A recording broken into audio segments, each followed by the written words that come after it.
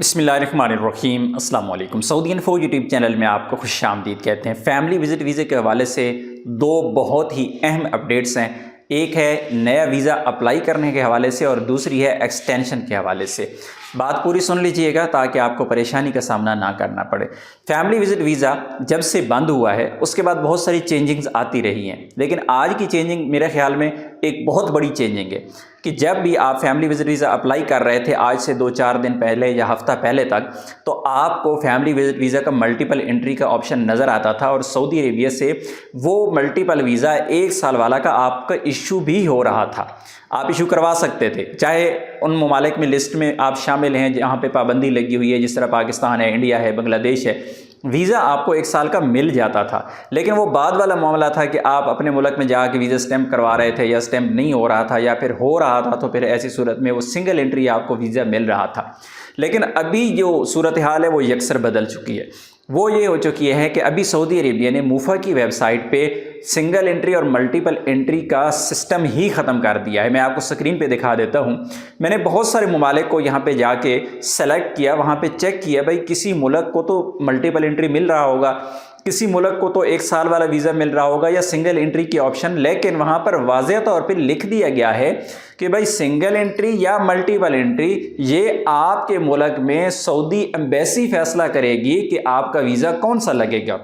यानी वीज़ा आपका Saudi Arabia से इशू होगा, आपको नहीं पता कि वो मल्टीपल एंट्री है या सिंगल एंट्री है, सिर्फ वीज़ा है बस। उसके बाद आप ताशीर ऑफिस में जाएंगे, वहाँ पे आप वीज़ा सबमिट करेंगे, फ़ीस पे करेंगे। ताशीर ऑफिस वालों को भी नहीं पता कि भाई आपका वीज़ा सिंगल एंट्री लगेगा या मल्टीपल एंट्री लगेगा। यानी वो एतराज़ जो हम उठा रहे थे कि भाई आपने वीज़ा मल्टीपल दिया और आपका वीज़ा पाकिस्तान में या इंडिया में या बांग्लादेश में वो सिंगल एंट्री जाके स्टैंप हो गया, तो ये जुल्म क्यों हो रहा है? मल्टीपल इशू हो रहा है, फ़ीस भी मल्टीपल की और पाकिस्तान में या इंडिया में भी हमें नहीं बताया जा रहा और फिर एम्बेसी स्टैंप करके वापस भेज देती है, ये लेंगे आपका सिंगल एंट्री है। अब वो किस्सा ही ख़त्म कर दिया गया है कि भाई आपको वीज़ा मिला है, बस सिंगल एंट्री और मल्टीपल वाली बात ही ख़त्म हो गई। आप जाके जमा करवाएं ताशीर ऑफिस में, ये एम्बेसी की मर्ज़ी है कि वो वीज़ा आपका स्टैंप सिंगल एंट्री करे, मल्टीपल करे, कितने टाइम के लिए करे, बिल्कुल वाज़े तौर पे लिखा हुआ है। उसके टाइम का भी कहा गया है कि भाई अपनी मर्ज़ी से, ये आपके मुल्क में सऊदी एम्बेसी की मर्ज़ी है कि वो कितने टाइम के लिए आपको वीज़ा स्टैंप करके देती है।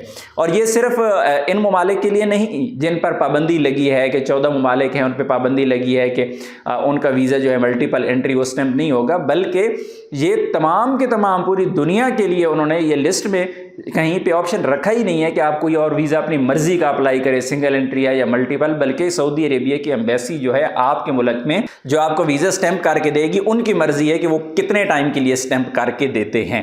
एक बात तो ये क्लियर होगी। अब आ जाते हैं दूसरी तरफ कि जिन लोगों के पास ऑलरेडी सिंगल एंट्री वीज़ा है, क्या वो सऊदी अरेबिया में एक्सटेंड होगा? तो बिल्कुल 100% आपका वीज़ा एक्सटेंड होगा। ये प्रैक्टिकल चीज़ मैं आपको बता रहा हूँ क्योंकि बहुत सारी फैमिलीज़ ने अभी सफ़र किया है, बहुत सारे लोगों को अभी महीना पूरा नहीं हुआ, क्योंकि पिछले महीने डेढ़ में यही कशमकश चल रही थी। लोग डर रहे थे कि भाई सिंगल एंट्री का क्या करें, इवन कि किसी को भी पता नहीं था। सब लोग यही कह रहे थे कि भाई पता नहीं एक्सटेंड होगा या नहीं होगा, क्योंकि वो 30 डेज़ का इशू हो रहा था, स्टे पीरियड भी 30 डेज़ था, तो उसमें पता ही नहीं चल रहा था कि ये एक्सटेंड होगा या नहीं होगा। तो अल्हम्दुलिल्लाह 2 दिन पहले हमारा जो वीज़ा है सिंगल एंट्री वो सऊदी अरेबिया में रहते हुए एक्सटेंड हो गया है। सिंपल आप उसकी फ़ीस पे करें 100 रियाल और फिर इंश्योरेंस करें। इंश्योरेंस में एक चीज़ का आपने ध्यान रखना है कि सिंगल एंट्री की जो इंश्योरेंस है एहतियातन आप 90 दिन की इंश्योरेंस बुक कीजिएगा, क्योंकि इससे पहले जो एरर आ रहे होते थे ना, उनमें मसला क्या आता था कि आप अगर 30 दिन की इंश्योरेंस करते थे तो वहाँ पे अक्सर एरर शो करवा देता था।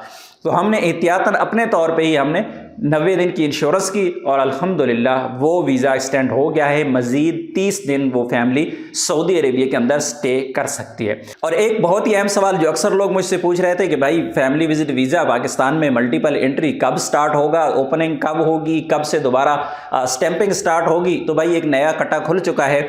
उम्मीद यही की जा रही है कि हज के बाद इंशाल्लाह तमाम की तमाम चीज़ें जो है वो रेगुलर हो जाएंगी, लेकिन हज के बाद वो महीने बाद होती हैं, 2 महीने बाद होती हैं। ज़ाहिर है कोई भी बंदा आपको टाइम बता नहीं सकता, क्योंकि सऊदी अरेबिया की पॉलिसीज़ जो हैं वो पहले उनकी कोई अनाउंसमेंट नहीं होती। जिस तरह अभी एक नई चीज़ सामने आई है कि जो सिस्टम है मल्टीपल और सिंगल एंट्री वाला वो सिरे से ही ख़त्म कर दिया और वो दुनिया भर के लिए ख़त्म कर दिया है, तमाम ममालिक के लिए। तो इसलिए कोई भी बंदा आपको ये नहीं बता सकता टाइम से पहले, लेकिन उम्मीद यही की जा रही है कि इंशाल्लाह हज के बाद दोबारा जो सिस्टम है वो नॉर्मल हो जाएगा। तो उम्मीद है आज की इन्फॉर्मेशन आपको अच्छी लगी होगी, और फैमिली विजिट वीज़ा के हवाले से अगर आप अपडेटेड रहना चाहते हैं तो हमारे चैनल को सब्सक्राइब कर लें। वीडियो अच्छी लगी तो वीडियो को लाइक कर दें। मिलते हैं नेक्स्ट वीडियो में, तब तक के लिए इजाज़त दीजिए। अल्लाह हाफिज़।